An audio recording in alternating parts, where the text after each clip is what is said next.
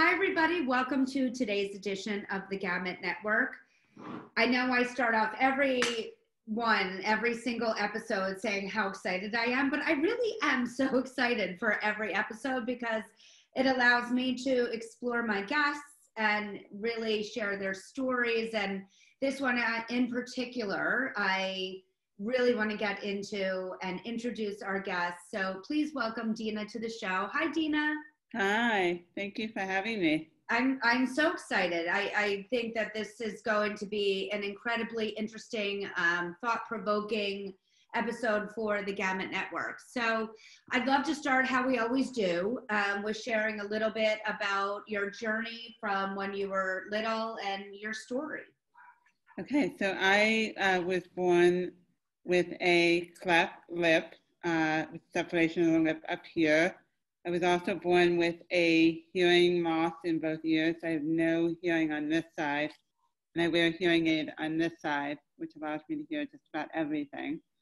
I also was born with a small left eye, so I wear painted contacts to look like the right eye, and I have no vision in my left eye. But I like to say that I can ski, ride a bicycle, play the piano, drive. It's never stopped me from doing anything I've ever wanted to do. I had 6 surgeries growing up from when I was a few months old when I repaired the cleft into my adulthood. And I also had years of orthodontics and speech therapy to learn to speak clear. I went to regular school. I was mainstreamed. I did have sometimes one-on-one attention when I needed it, but I pretty much took all the same classes as everybody else. Kids sometimes would say mean things. I was teased. I was excluded. I was stared at when I was growing up. And, but I also had a couple friends. I had friends here and there. And but one of the things I always like to say, because I go into schools and speak, is that I wish sometimes I had more upstanders in my life, people that stood up for me. But my parents were always very supportive. I had a great family. I did well in school, and I went to college in Baltimore, and then I went to work for MyFace. I worked in finance, I worked in the corporate world, and then I ultimately ended up at MyFace, which is where my passion lies. Yes, which we're going to dive into it a little bit later, because I want to spend a little bit more time on your childhood and what helped you through those challenging times of, kids not understanding, they're being mean. What got you through that? I think having my family as a support and my cousins and different friends at different points, I think that it's interesting. I always wonder if it's harder for kids today with social media because they can't go home to where they're safe in the same way as I feel like home was always the place that I never had to worry and I could do whatever I wanted. And then just in school, it would be difficult sometimes. So in the lunchroom, the other thing is kids would say that I had cooties and they wouldn't touch me unless they said they had the cooties shot. That was a thing. Yeah, I don't even know if that's still a thing. Cooties was our generation, I think. Yeah, exactly. Yeah, I don't know. Exactly. Like if I ask my kids now what a cootie was, it's probably not. Right? What are you even talking about? Yes, but it's, for that, our generation, that was a thing. It was not a positive. Exactly. Yeah. Exactly. And I always think that it wasn't so much, people I think overuse the word bullying because I'm not sure it was bullying in the sense as much that hurt as much or bothered me as much as the exclusion and sort of the more subtle. I think it can be much more subtle than I think we overuse the word bullying. I think it's more teasing and exclusion. And I think exclusion sometimes could be more hurtful. Do you think that if you were of school age now, it would have been a different experience? Do you think we've evolved at all as a world in terms of acceptance? I think they talk about it much more now. I think there's a lot more awareness to it now. Do I think it's still going on? Absolutely. But do I think, sometimes I think if I wrote a letter to my younger self, what would I say now? And I think sometimes that I wish I had, because I was the kind of kid that came home and said, everything's fine, everything's great. I was never the kid to complain or say, and I think in hindsight, I wish I had said more then, but I think it's just the generational and it's the times. I think more than anything else, I would think that maybe today is a little easier because I think there's more talking about it now than there was in my generation. And I love what you just said about writing a letter to your younger self. What would be, if you could think about one important piece that you would say beside speaking about it more, something to the effect of, hang on tight because this is going to happen. What would that be? I would say to find something that you love to do, whether it's art or something creative or something, as a way to get out your thoughts and ideas. And also, I think it would make you feel good if you did that. And so I think, well, it's actually not answering your question directly, but I also think what I tell parents is that I think what a child does not say can be just as powerful as what they do say. And so to pay attention to both. So if a child's saying, oh, it's great, everything's fine, maybe also reading between the lines. I completely agree with that. As well. And I think that that's an incredibly important statement, with or without disabilities, just kids in general, what they don't say. Absolutely. As you just beautifully said, it could be more important than what they do. So yes. Obviously, you got through the school, you are incredibly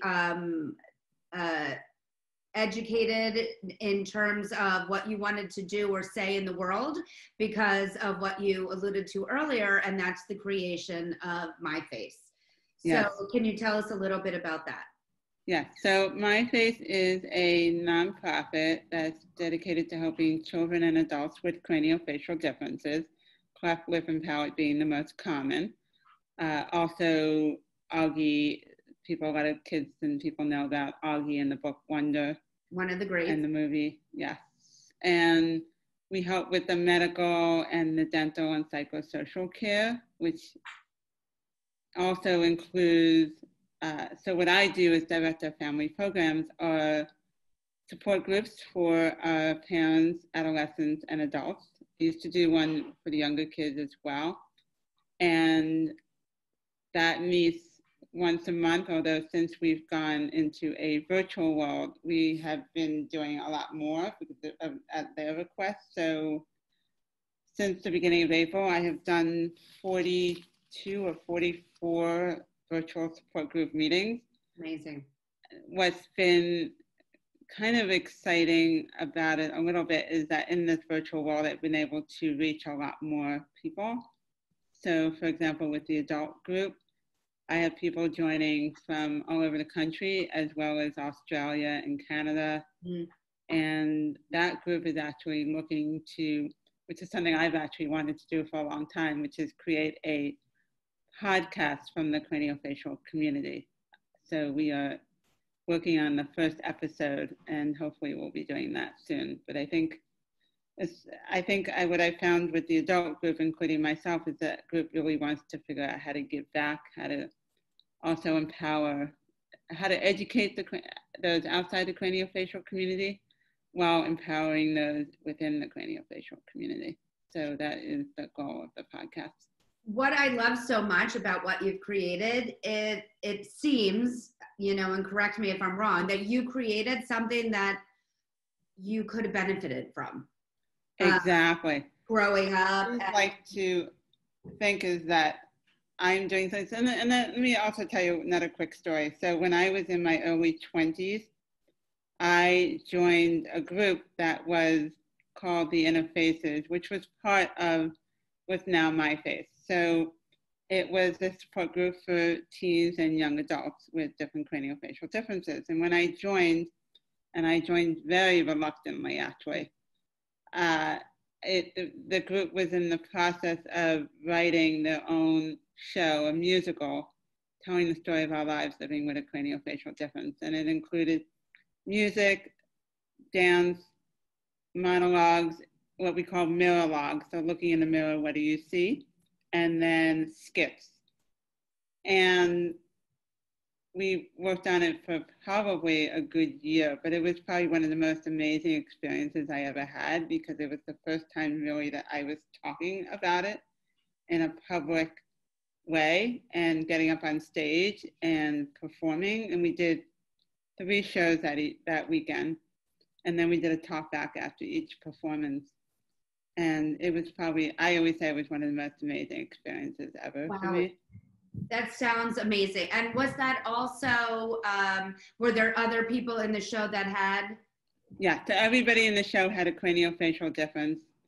And there were about maybe 12 of us in it. And the interesting thing is we did one skit. So the 2 girls are in a supermarket playing with each other. So I'm one of the girls playing with the other one. Mm. And the mother comes over and says, "You can't play with her. She could be contagious." And there's this whole scene around that. And then I found out from my parents at one point that, not quite the same, but that I was in a situation like that where the parent didn't want me playing with their child or something like that. And now it was brought to life. Exactly. But I didn't even know it till afterwards that that actually did happen. Before that point, had you engaged with other people that had craniofacial differences, or was this really the first time? Not really.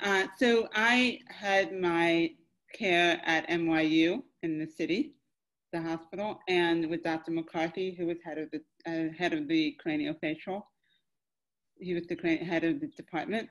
And they had, when I was maybe 10 or 11, they had formed a group, 2 women who had craniofacial differences themselves. They were adults then, had formed this group. And I remember my mom taking me, and it was at the hospital, and sitting around the room, and there was and everybody was introducing themselves. Everybody there had a craniofacial difference, and we were all kids. And I remember this young boy right before me saying how he introduced himself, and he said he had a hard time on the playground during recess with the kids, something like that. And then they came to me, and I said everything was great, everything was fine. I remember I walked out, and I said to my mom, "That's it, I don't want to go." I was not, I think, ready to do it.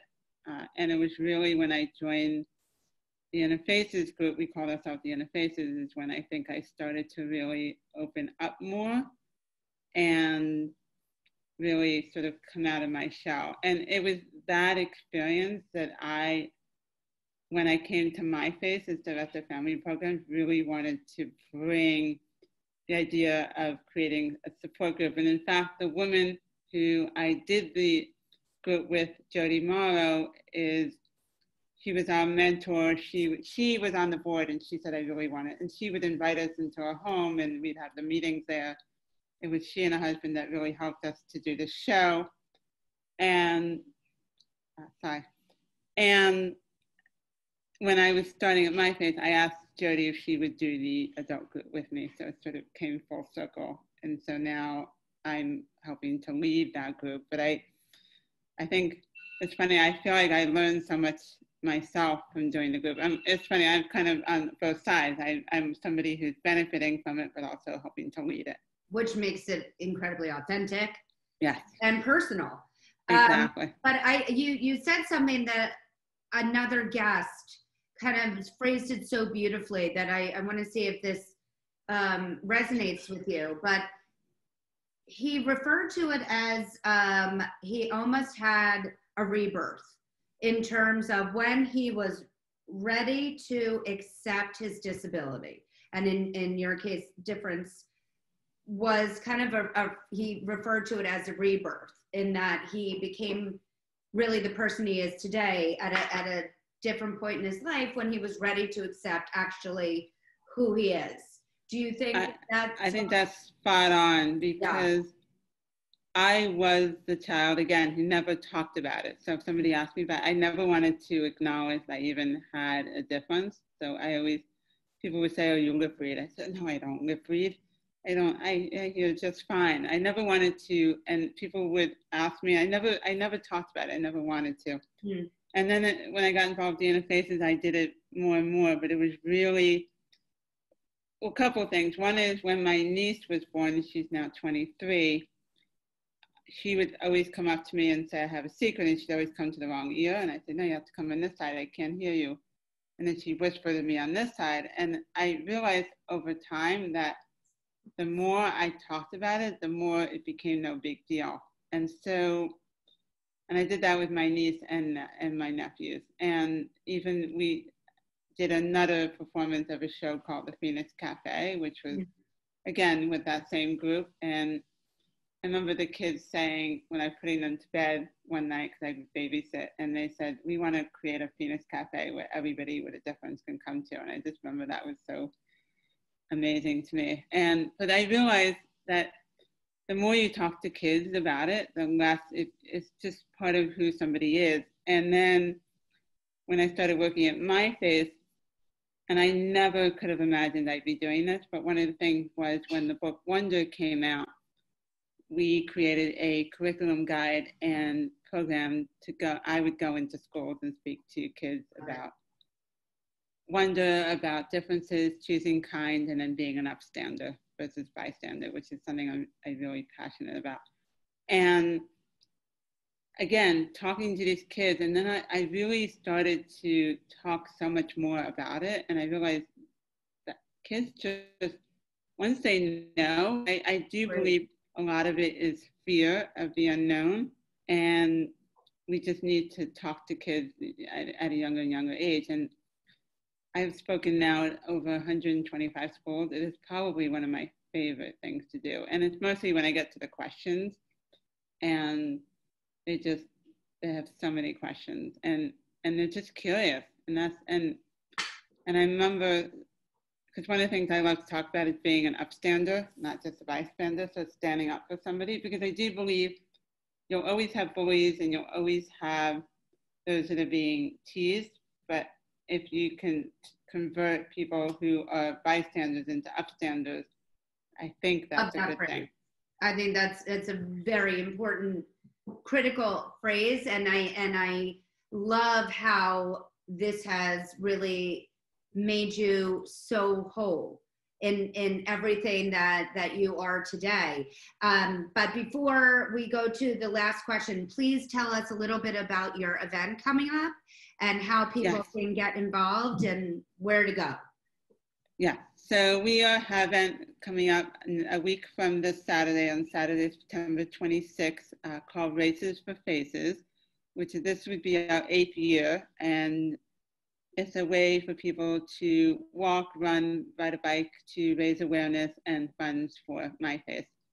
And as everybody else is doing, we pivoted and are doing a virtual event this year. So there'll be a program online at 10 a.m., which features some of our kids performing, and also hosted by Jeff Smith, who's a meteorologist from WABC, and also Sarah Cooper, who's a comedian and internet sensation, is contributing, and we're going to have our grand marshals and prizes and all of that. So, and then afterwards, people can walk, ride a bicycle, run, and submit videos and photos of why they walk for MyFace. And amazing.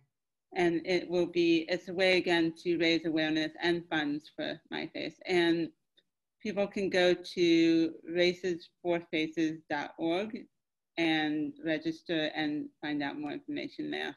Perfect. We'll donate. We will definitely do our part to help get people to go to the link.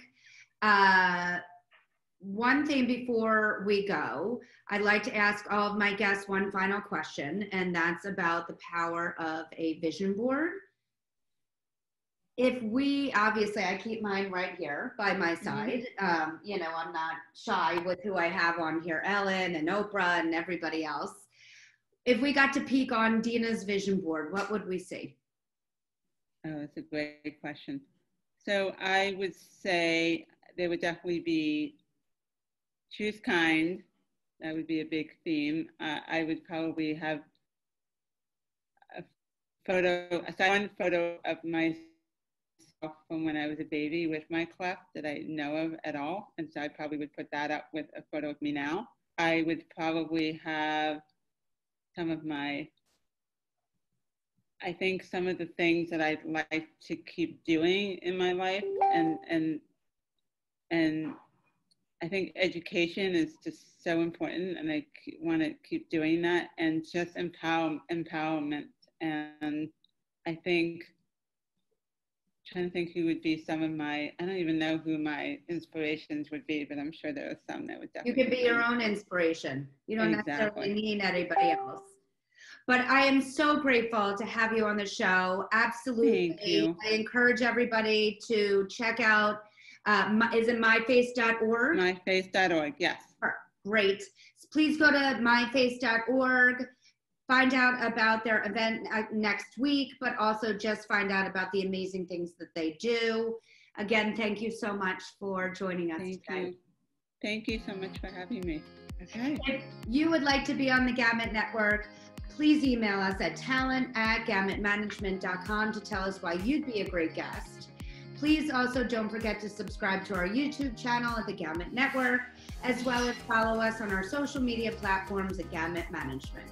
Thank you again. Thank you. Bye. Bye.